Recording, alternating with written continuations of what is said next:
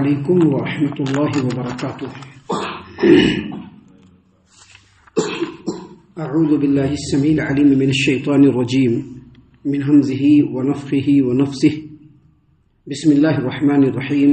یسألک الناس عن الساعة قل انما علمها عند اللہ وما يدريك لعل الساعة تكون قريبا ان اللہ لعن الكافرین واعد لهم سعیرا خالدین فیہا لا یجدون ولیا ولا نصیرا یوم تقلب وجوہہم فی النار یقولون یا لیتنا اطعنا اللہ واطعنا الرسول وقالوا ربنا انا اطعنا سادتنا وكبراءنا فاضلونا السبیل ربنا آتهم ضعفین من العذاب والعنہم لعنا کبیرا۔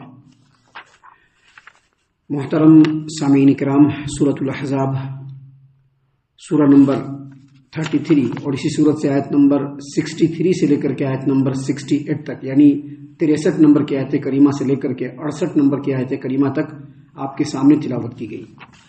سامعین کرام، اللہ تبارک و تعالیٰ نے فرمایا یسألک الناس عن الساعة، لوگ آپ سے قیامت کے بارے میں پوچھتے ہیں۔ قل، آپ کہہ دیجئے، انما علمها عند اللہ، اس کا علم تو اللہ تبارک و تعالیٰ کے پاس ہی ہے۔ وما يدريك لعل الساعة تكون قريبا، اور آپ کو کیا خبر کہ شاید قیامت قریب ہی آ پہنچی ہو۔ سامعین کرام، سب سے پہلے یہاں پر یہ بات سمجھ لیجئے کہ چونکہ قیامت کا علم اللہ تبارک و تعالیٰ کے علاوہ کسی کو نہیں، اور قیامت کے بارے میں لوگوں کو بتلانا یہ اللہ تبارک و تعالیٰ کی سنت کے بالکل خلاف ہے۔ جس مقصد کے تحت اس دنیا کو بنایا گیا ہے اس مقصد کے خلاف ہے، اس لیے قیامت کا علم اللہ تبارک و تعالیٰ نے کسی کو نہیں بتلایا۔ اب یہ ایک پوائنٹ سامنے رکھ کر کے مشرکین اور منافقین برابر نبی کریم صلی اللہ علیہ وسلم سے پوچھتے تھے کہ بتلائیے کہ قیامت کب آئے گی۔ ان کا مقصد صرف اسلام، دعوت اسلام اور نبی کریم صلی اللہ علیہ وسلم، ان کا مذاق اڑانا، ان کا مخول بنانا ہوتا تھا، اور وہ لوگ سمجھتے تھے کہ جو قیامت کے بارے میں قرآن کریم میں بار بار بولا جا رہا ہے یہ محض ایک خالی خلی دھمکی ہے بس، اور کچھ نہیں۔ لہٰذا وہ لوگ برابر سوال کرتے تھے کہ بتلائیے قیامت کب آئے گی۔ تو اللہ تبارک و تعالیٰ نے اپنے نبی صلی اللہ علیہ وسلم کو کہا کہ آپ ان سے کہیے کہ اس کا علم تو اللہ کے پاس ہے، لیکن قیامت بالکل قریب ہے، کب آ جائے گا کوئی پتہ نہیں۔ اور قیامت ہم انسانوں سے اتنا قریب ہے کہ ہمیشہ یاد رکھنا چاہیے کہ جیسے ہی ہماری موت آئے گی ہم قیامت میں داخل ہو جائیں گے۔ سامعین کرام، اللہ تبارک و تعالیٰ نے آگے فرمایا ان اللہ لعن الکافرین واعد لهم سعیرا، اللہ تعالیٰ نے یقیناً کافروں پر لعنت کی ہے اور ان کے لیے بھڑکتی ہوئی دوزخ کو تیار کر کے رکھا ہے، جہنم کو تیار کر کے رکھا ہے۔ سامعین کرام، یہاں پر اس آیت کریمہ میں اللہ تبارک و تعالیٰ نے فرمایا کہ اللہ تبارک و تعالیٰ نے یقیناً کافروں پر لعنت کی ہے۔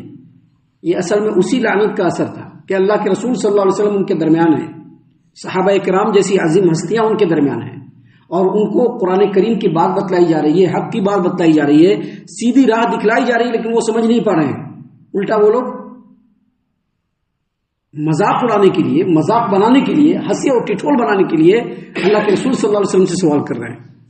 سامعین کرام، اسی لیے اللہ تبارک و تعالیٰ نے فرمایا کہ اللہ تبارک و تعالیٰ نے ان کافروں کے اوپر لعنت فرمایا ہے اور ان کے لیے بھڑکتے ہوئے جہنم کو تیار کر کے رکھا ہے، خالدین فیہا ابدا، جس میں وہ ہمیشہ ہمیش رہیں گے اور اپنا کوئی حامی یا مددگار نہ پائیں گے، وہاں پر اپنا کوئی حامی اور مددگار نہیں پائیں گے۔ ان دونوں آیتوں سے پہلے یہ بات سمجھ لیجئے کہ جو نصیحت کی باتیں ہوتی ہیں، ایک سچا اور ایک بہترین انسان ان نصیحت کی باتوں پر کان رکھتا ہے اور کان رکھ کر کے اپنے زندگی کی حقیقت کو سمجھنے کی کوشش کرتا ہے۔ جو اللہ تبارک و تعالیٰ نے اس کو دنیا میں زندگی عطا فرمائی اس کی حقیقت کو سمجھنے کی کوشش کرتا ہے اور اپنے دنیا کے ذریعے سے اپنے آخرت کو بنانے کی کوشش کرتا ہے۔ اس کے مقابلے میں جو کافرین، مشرکین، دنیا پرست، دنیا دار ہوتے ہیں، جن کو ان چیزوں سے اتنا خاص کوئی مطلب نہیں ہوتا ہے، وہ سنتے تو ضرور ہیں لیکن کریں گے وہی جو ان کا نفس کہے گا۔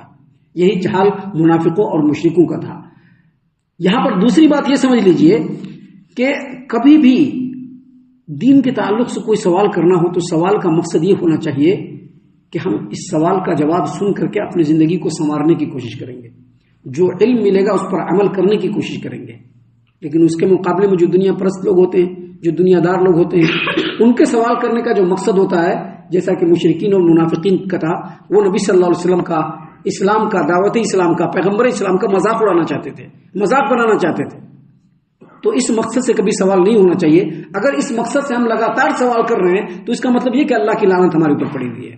ہم سیدھی راہ سمجھنے کے بجائے غلط طریقے سے سوال کو کر کے اس سے فائدہ حاصل کرنے کے بجائے اس سے مزید نقصان کو مول لے رہے ہیں. سامعین کرام، اللہ تبارک و تعالیٰ نے آگے فرمایا کہ خالدین فیہا، یہ جو منافقین اور مشرکین ہوں گے، یہ دنیا پرست جو ہوں گے، جہنم میں، جس کو اللہ نے بھڑکتے ہوئے جہنم کو جو اللہ نے تیار کر کے رکھا ہے، اس میں ہمیشہ ہمیشہ رہیں گے. خالدین فیہا ابدا، اس میں ہمیشہ ہمیشہ رہیں گے. لا یجدون ولیا ولا نصیرا، اور وہاں پر اپنے لیے کوئی حامی بھی نہیں پائیں گے، کوئی مددگار بھی نہیں پائیں گے، کوئی سپورٹ کرنے والا بھی نہیں پائیں گے. دنیا میں تو بہت سارے سپورٹ کرنے والے ہوتے رہتے ہیں، لیکن آخرت میں کوئی سپورٹ کرنے والا نہیں ملے گا. آگے اللہ تبارک و تعالیٰ نے فرمایا یوم تقلب وجوہہم فی النار یقولون یا لیتنا اطعنا اللہ واطعنا الرسول. یہ وہ دن ہوگا جب وہ لوگ جہنم میں ہمیشہ ہمیشہ رہیں گے، جبکہ وہ اپنا کوئی حامی اور مددگار نہیں پائیں گے. یہ وہ دن ہوگا جس دن ان کے چہرے آگ میں الٹ پلٹ کیے جائیں گے. ان کے چہرے آگ میں الٹ پلٹ کیے جائیں گے، اور جب ان کے چہرے آگ میں الٹ پلٹ کیے جائیں گے، یقولون یا لیتنا اطعنا اللہ واطعنا الرسول، تو وہ لوگ کہیں گے کہ کاش ہم نے اللہ اور اس کے رسول کی اطاعت کی ہوتی. وقالوا ربنا انا اطعنا سادتنا وکبراءنا فاضلونا السبیل، اور مزید کہیں گے کہ اے ہمارے رب، ہم نے تو اپنے سرداروں اور بڑوں کا حکم مانا تھا تو انہوں نے ہمیں راہ حق سے بہکا دیا. ربنا آتہم ضعفین من العذاب ولعنہم لعنا کبیرا، اے ہمارے رب ان پر دگنا عذاب دے اور ان پر سخت لعنت فرما.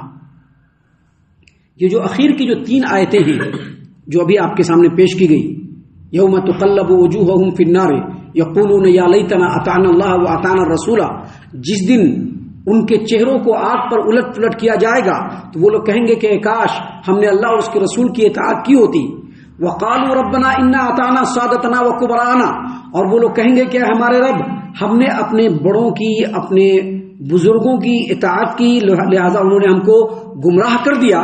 ربنا آتہم ضعفین من العذاب، اے ہمارے رب ان کو دگنا عذاب دے. ولعنہم لعنا کبیرا، اور ان کے اوپر بڑی لعنت فرما.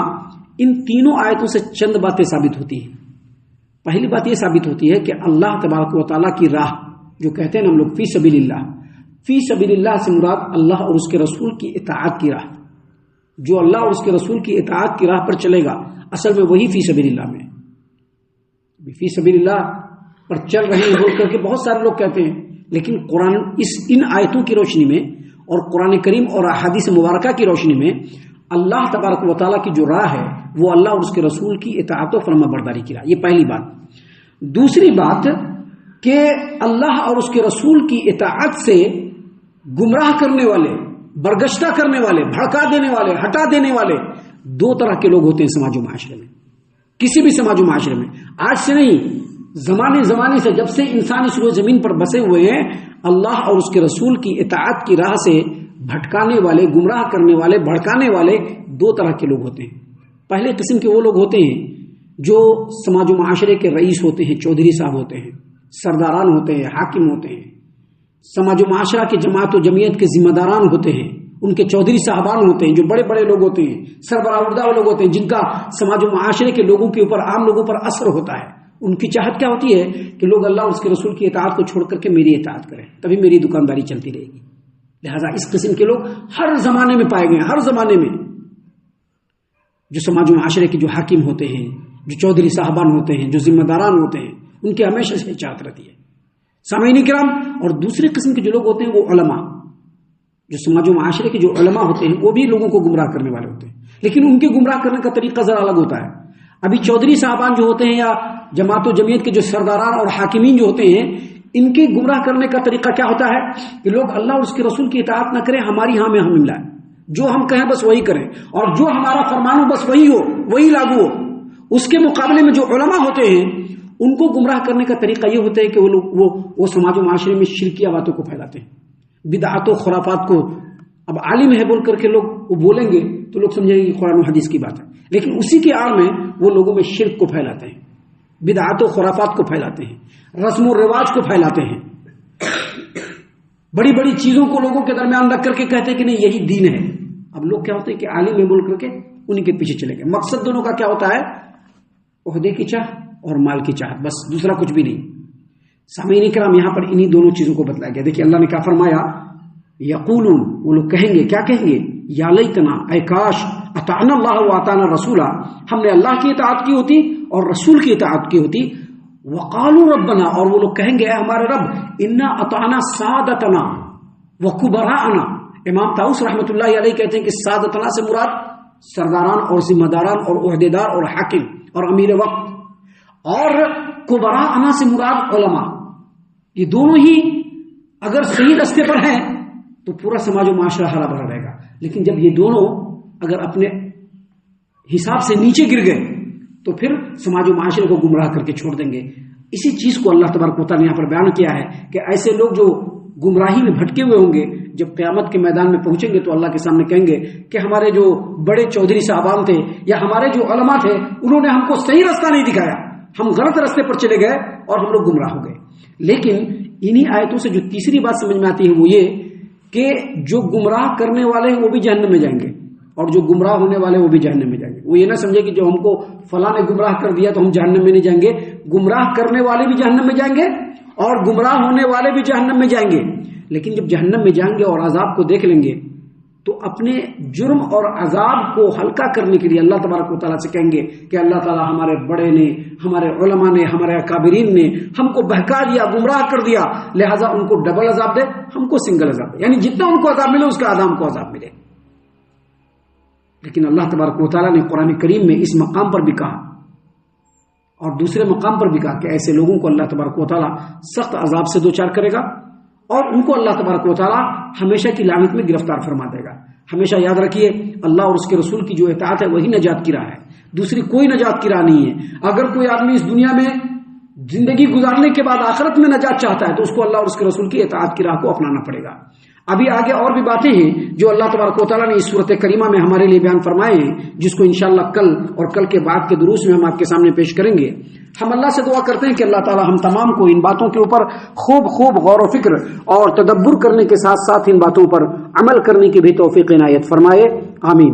اللہ تعالیٰ ہم تمام کو صحیح معنوں میں پکا سچا مومن مسلمان بنائے, اللہ اور اس کے رسول صلی اللہ علیہ وسلم کی اطاعت و فرما برداری کرنے والا بنائے, صحابہ کرام رضی اللہ عنہم کے طریقے پر چلنے والا بنائے, جنت الفردوس میں جگہ عطا فرمائے. اے اللہ ہم تمام کو جہنم سے پناہ دے, اے رب العالمین ہم تمام کو جہنم سے پناہ دے, اے مالک الملک ہم تمام کو جہنم سے پناہ دے, آمین یا رب العالمین. وما علینا الا البلاغ المبین. تبارك الذي نزل الفرقان على عبده ليكون للعالمين نذيرا.